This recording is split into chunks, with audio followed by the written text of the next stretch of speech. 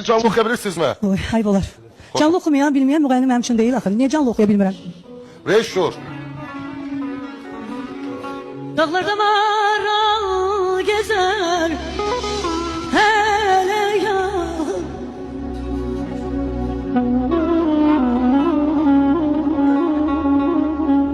Dağlarda maral gezer,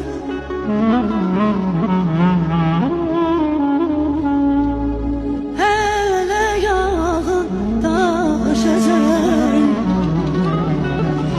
Ben yaralı eylemişem, yar menden kenar gezer.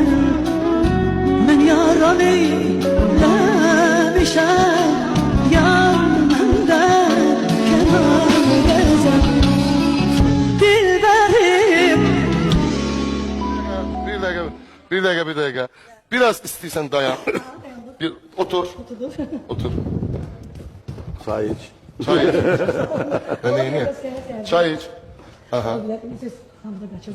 Mikrofonu götür sen. Gülsün. Yani problem değil. Aha. Bir dakika. O var mikrofon sen. O bir mikrofon. O da. Bir kurtum çayını iç. Yok.